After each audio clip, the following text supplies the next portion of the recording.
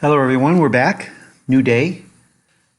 So I am continuing to deburr parts for the rudder. This does take quite some time, as you can tell. Sorry I have my back to you, but it's just easier. I'm working on the rudder control horn. It's one big thick piece of aluminum. They have you round the edges, smooth those edges. Doesn't say anything about the bottom edge though, and it's kind of formed nicely, but it doesn't say to round that one.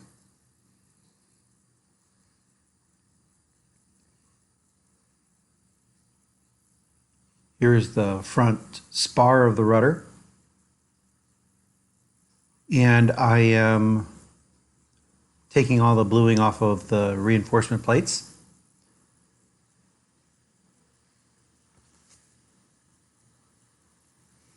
Again, more deburring.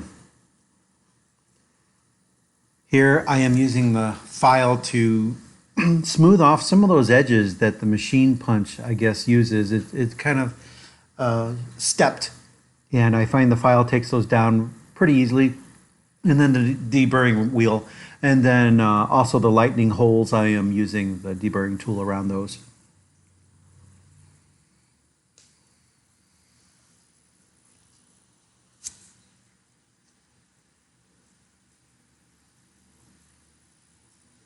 Here I'm cleat-going the reinforcement plates onto the spar.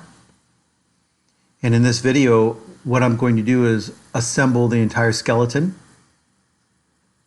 per instructions.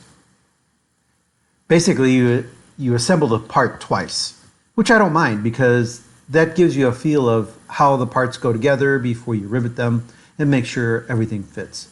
And everything does fit very well. All the holes line up.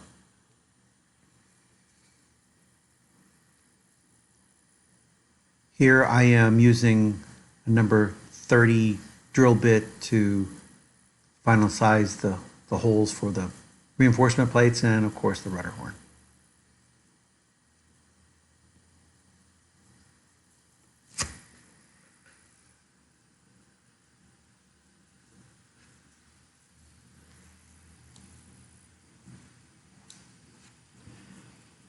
I find this little skill twist screwdriver, lithium ion charge, spins just the right amount of speed to deburr the holes. I can deburr with this tool and not use too much pressure. I could also count the number of twists. It spins that slowly, and it does a really good job. Doesn't over deburr.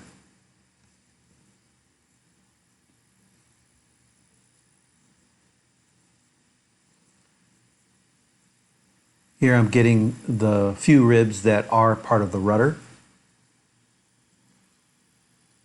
One is for the weight, and the other one is the top where the fiberglass cap goes. One of the things that you'll have to do is, of course, use the fluting pliers to make sure all of the pieces sit level. You'll notice that when you take a rib out, it'll be curved. And it just took me a few minutes to figure out how to flute them so they sit flat. What you do is, I start from the front because it'll be curved up when you put that on the table. And as you flute towards the back, it brings that nose down onto the table. That's with the flange sitting flush on the table. And I just do both sides evenly. Don't over flute. Yeah, and just take it easy, and they'll come out perfect. I disappeared for a little while. I had to take a phone call.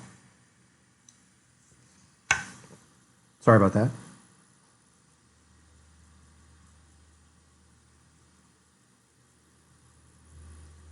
And that's what I'm looking at on my PC.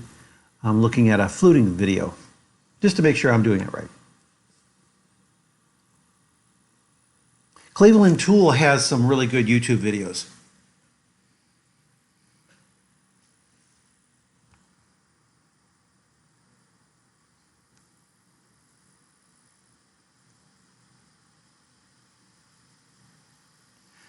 After you flute them, you'll notice as well that the flanges will twist outwards a little bit, and you have to twist them back in to get them to form a 90-degree angle to the table.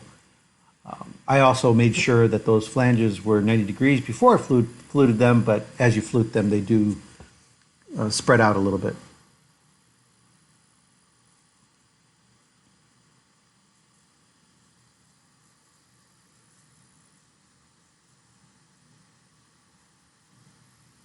And I take out all the wobble. Sometimes it just requires a little twist as well. Not too much of a twist with just your hands to make it sit flat on the table.